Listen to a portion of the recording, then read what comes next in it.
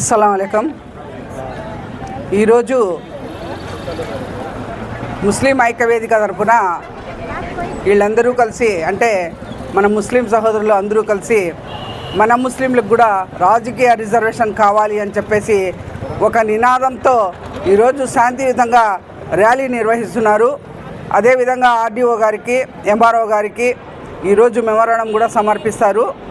అదేవిధంగా ఈరోజు మన కదిర్లో శాంతియుత ర్యాలీ ఫస్ట్ స్టార్ట్ చేసింది ఐక్యవేదిక తరఫున ఒక సంవత్సరం ముందు స్టార్ట్ చేశారు. అదేవిధంగా వాళ్ళు పులివెందల, జమ్మలమడుగు అదేవిధంగా చేసుకుంటూ వచ్చారు. ఎందుకంటే మా ముస్లిమ్స్ చాలామంది ఈరోజు కదిర్లో చాలామంది ఉన్నారు కాబట్టి మాకు కూడా ఈరోజు తమాషా పద్ధతిలో ఆంధ్ర రాష్ట్రంలో, భారతదేశంలోనే ముస్లిం సహోదరులు చాలామంది ఉన్నారు.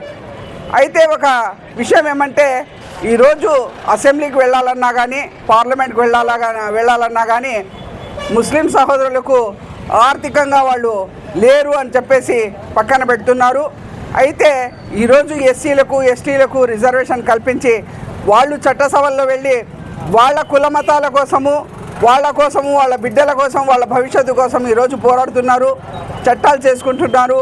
అయితే అదేవిధంగా మేము కూడా ఈ భారతదేశంలో ఒక భాగం. మేము ముస్లింలు కూడా ఎంతోమంది అసూలు వాసారు, ఎన్నో త్యాగాలు చేశారన్నమాట.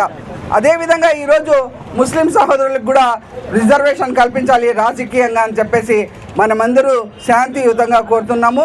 ప్రభుత్వం వారు దయచేసి ముస్లింల కోరికను మన్నించి ఎంతోమందికి సహాయ సహకారాలు అందిస్తున్నారు.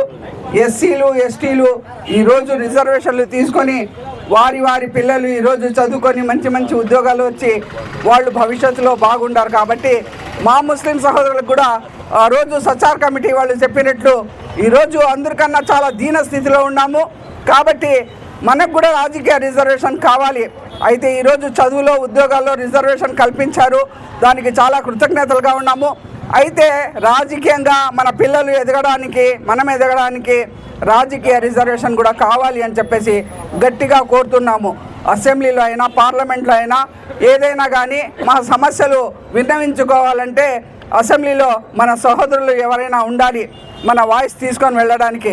అదేవిధంగా ఏదైనా మాకు కావాల్సిన విషయము చట్టం చేసుకోవాలంటే పార్లమెంట్లో కూడా ఒకరు ఉండాలి. కాబట్టి మనకు రాజకీయ రిజర్వేషన్ తప్పకుండా కావాలి. ప్రభుత్వంలో ఎవరైతే ముఖ్యమంత్రులుగా ఉండారో, ఈరోజు ఉన్న ముఖ్యమంత్రి చంద్రబాబు నాయుడు గారు చాలా ఇదిగా ముస్లింల కోసం చాలా మంచిగా పరిపాలన చేస్తున్నారు. అయితే ఈరోజు ముస్లిం రిజర్వేషన్ కూడా ఈరోజు దానికి కూడా నాంది పలికి మంచి ముఖ్యమంత్రిగా చరిత్రలో నిలిచిపోవాలని చెప్పేసి ఈ సందర్భంగా కోరుకుంటున్నాం.